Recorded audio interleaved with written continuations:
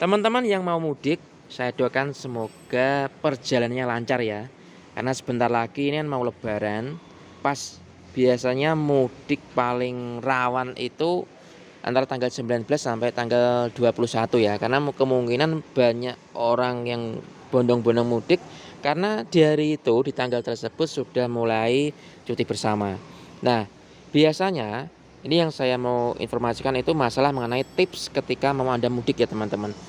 Karena kalau mobil Anda itu mobil lama, mungkin 5 tahun yang lalu atau 10 tahun yang lalu mudik perjalanan jauh, mungkin dalam waktu bisa sampai 6 jam, 9 jam ya perjalanan. Nah, dan belum nanti kalau mobilnya itu jalannya macet karena banyak kendaraan yang ikut mudik, meskipun Anda lewat tol, kemungkinan masuk gerbang tol pun akan terjadi penumpukan di situ.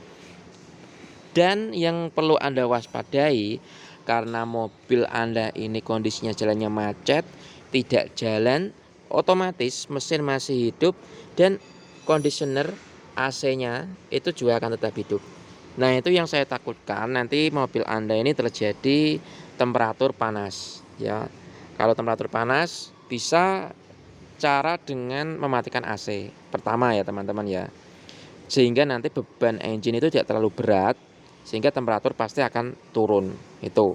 Tapi kalau Anda tidak AC di jalan yang panas, masih dalam waktu puasa, ya macet-macetan, pasti Anda tidak akan terasa nyaman. Apalagi nanti Anda ketika membawa anak kecil, pasti rewel karena kepanasan di dalam mobil, di jalan juga.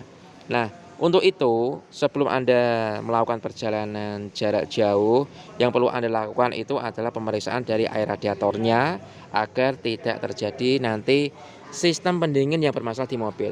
Oke, saya akan jelaskan langsung di mobil ya. Karena intinya mobil itu sama ya. Ketika terjadi overheat itu pasti pertama itu kipas radiatornya tidak muter kalau elektrik, air radiatornya atau air pendingin itu habis ya atau berkurang. Oke, langsung kita lihat di kondisi mesin. Terlebih dahulu kita buka kap mesinnya. Nah, oke ya. Nah, kita sudah buka kap mesinnya. Yang pertama kita cek itu adalah dari kondisi reservoir air radiator. Nah, reservoirnya biasanya itu tempatnya seperti ini ya. Kalau ini ada tanda seperti ini, dia itu air washer ya teman-teman ya. Jangan salah.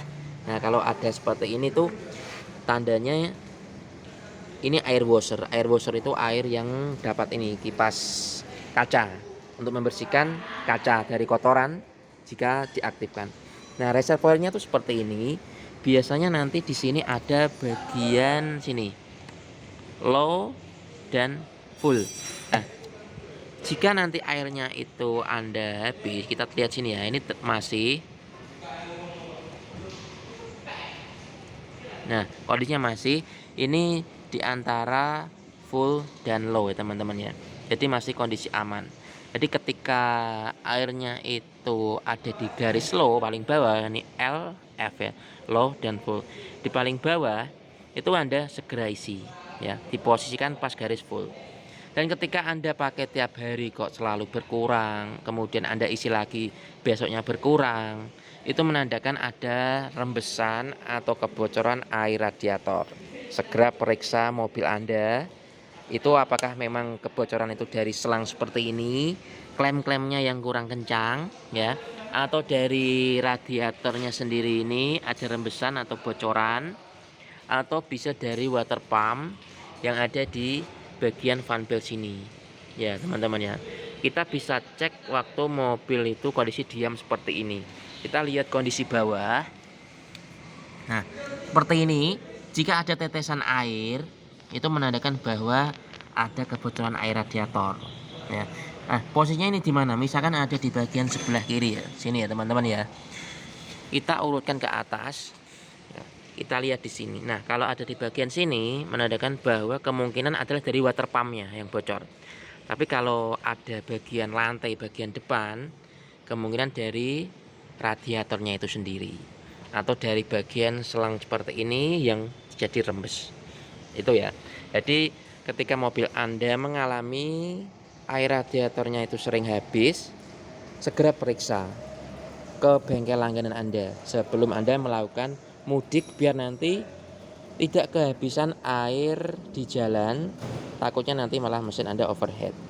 Ya, seperti itu. Kemudian yang kedua, itu kita cek dari kipas radiatornya ini. Ya, teman-teman ya.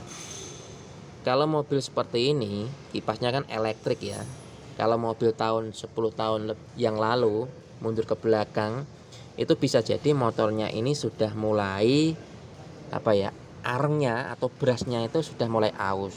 Bisa jadi nanti mobil Anda kepanasan atau overheat atau temperaturnya naik, itu karena kipas radiatornya ini tidak berputar. Ya, akhirnya temperaturnya naik. Jika seperti itu, ya resikonya besar, kita harus matikan AC dulu biar nanti tidak ada temperatur naik. Seperti itu ya teman-teman ya. Kemudian tambahan lagi, kalau Anda mungkin temperaturnya itu sudah naik dan AC sudah dimatikan masih naik, kita cek dari jumlah air radiatornya. Kita ngeceknya kalau di sini itu harus mesin dalam kondisi dingin. Kalau posisi panas kita harus cek di sini. Kita isi saja sampai bagian full biar nanti tidak ada kendala air radiatornya. Nah, saya sarankan ketika Anda ada dana lebih dan mobil mau mudik jarak jauh, kipas radiatornya ini motornya mending ganti baru. Biar nanti tidak ada kendala atau efek rusak di jalan untuk kipas radiatornya. Motor kipas maksud saya teman-teman ya. Gitu ya. Jadi selain dua tadi hal yang penting itu salah satunya nanti Anda bisa bawa air cadangan di dalam bagasi. Entah itu 3 liter atau 5 liter. Ya buat jaga-jaga saja. Takutnya nanti Anda pas kejadian di jalan jauh dari tempat air ya. Mungkin jauh dari toko, jauh dari tempat mungkin masyarakat umum. Kalau kita ada di SPBU tinggal ambil air di SPBU, atau kita bisa beli ke toko air aqua. Tapi kan juga budgetnya seharusnya uang itu bisa untuk mudik, untuk makan jalan-jalan, akhirnya hanya untuk beli botol mineral. Tapi kalau kita bawa sendiri air biasa ditaruh di bagasi, nanti ketika kurang Anda bisa tambahkan di sini. Hanya untuk kondisi urgent ya.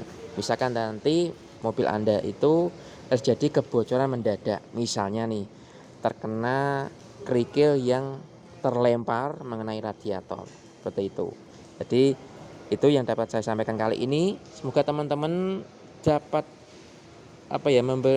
mengerti dan bisa membagikan informasi ini kepada para pemula, para yang masih awam tentang mobil, tentang otomotif, sehingga nanti ketika Anda mudik itu tetap dalam kondisi aman. Saya doakan semua teman-teman yang mudik selamat sampai tujuan dan bisa kembali arus balik mudik ke rumah masing-masing juga nanti dalam keadaan aman. Aman mobilnya, aman keluarganya, aman juga sendiri. Oke, terima kasih. Saya Mas Edi di dunia otomotif. Salam sehat selalu.